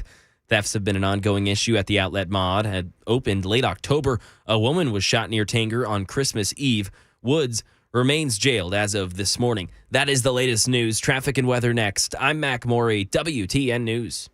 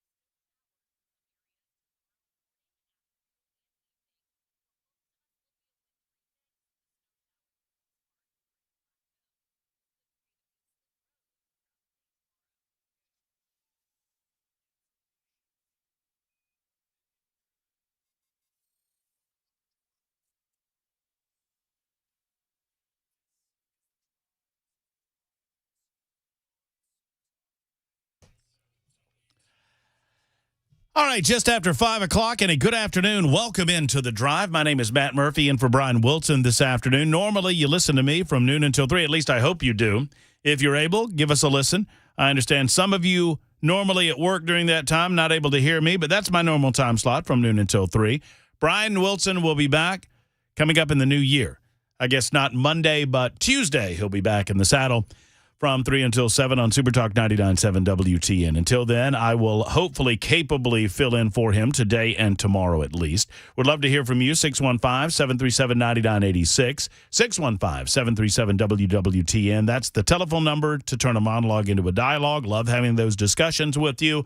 And also, it's the super text line, and you're invited to be a part of that. I would love it. Look, I'm an open book, and I typically allow all comers to have discussions based on the topics of the day, the news of the day, I would be very happy if we were able to move on from intimate discussions about the intricacies of the build-up to the Civil War and beyond. It was born out of a conversation regarding Nikki Haley and how she, let's just put it nicely, had a few missteps with regard to how she answered the setup question that was no doubt a Democrat plant. There's no doubt that the media is playing it up because she's a Republican and she had a few missteps. She's since repaired some of that conversation, and that's all that we will say about that. In the meantime, a much more pressing matter, in my opinion, with regard to the future of American politics in 2024 involves Colorado, and there are new developments there today. The Colorado Secretary of State. Now, just to give you a little background before I get into the news of today, as we have discussed, the state of Colorado determined through their Colorado Supreme Court that Donald Trump would not be qualified to appear on a ballot in the state of Colorado. Not that he would not be qualified to serve as president of the United States because he had engaged in some sort of quote-unquote insurrection. The Colorado Supreme Court went a step further and determined that, in fact, it would be wrong to put him on the ballot at all as a result of their determination, without a court case, without a man being allowed to defend himself in a court of law, and even without an accusation of insurrection, they determined 4-3 decision that he had engaged in said same. That Donald Trump, without being charged with or convicted of insurrection, was guilty of it, and that because of that, not only would that preclude him from serving as president of the United States, it would preclude him from even being considered on a ballot for president of the United States. I mean, it's ridiculous on its face. And any legal expert worth their salt every legal expert that I have any sort of respect for, be they Republican or Democrat. I mean, I'll give you an example. Jonathan Turley is one of the finest legal minds going today. You can see Jonathan Turley on Fox News. You can read some of his analysis and opinion regarding legal matters on his website. Just look up Jonathan Turley on the Google machine and you'll find it. Jonathan Turley is no Trump man, necessarily. I don't believe Jonathan Turley is pro or against Trump, but when Jonathan Turley talks about the Constitution of the United States, I listen, and he says, look, this is a slam dunk no-brainer. Every legal mind says the same, that no way the United States Supreme Court is going to go along with the Colorado Supreme Court in precluding the voters of a community the opportunity to select a candidate of their own choosing, especially considering that Donald Trump has never faced a jury with regard to insurrection, has never faced a charge regarding insurrection. Jack Smith, who's going after Donald Trump with everything he has yet to charge him with insurrection. Oh, he nipped around the edges and tried to charge him with everything. But even Jack Smith is smart enough to know the concept of Donald Trump engaging in insurrection is going nowhere. That said, the Colorado Secretary of State today has weighed in. The Secretary of State is now indicating that Colorado will include former President Donald Trump on the 2024 Colorado primary ballot after Republicans have filed an appeal to their Supreme Court.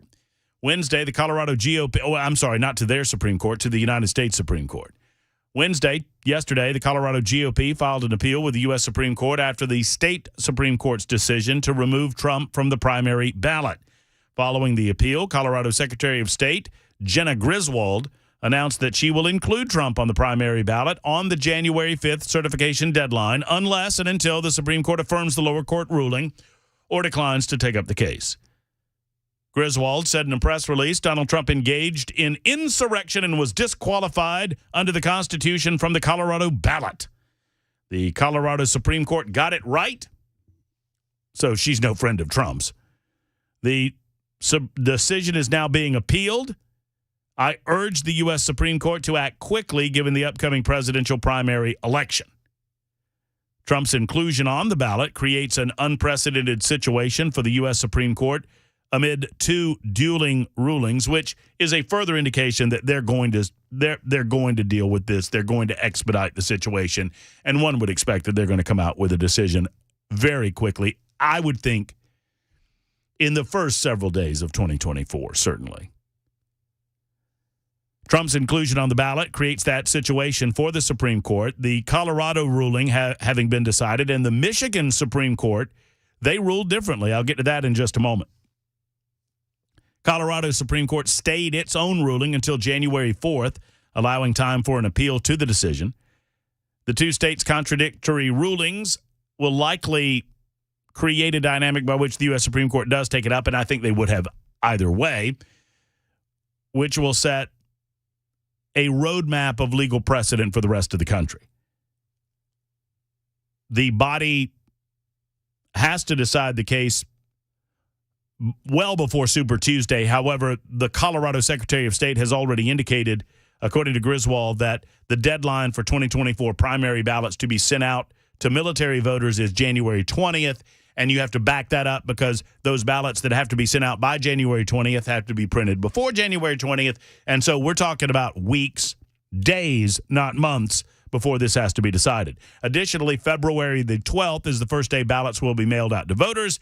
At the end of the month on February 26th, the first day of the primary voting begins to take place. So this is something that has to happen jiffy quick. I've long been fascinated with how slowly this process seems to take in the year before a presidential election and how fast it goes during the year of the presidential election. I promise you, folks, before you know it, like lightning quick, we will be in the midst of the summer, and we'll be anticipating the Republican and the Democrat Party primaries, and we will know at that point who the Democrats will put up as a presidential candidate, because I still maintain it will not be Joe Biden. I don't know that I know who it will be, but I don't think it'll be crazy, sleepy Uncle Joe.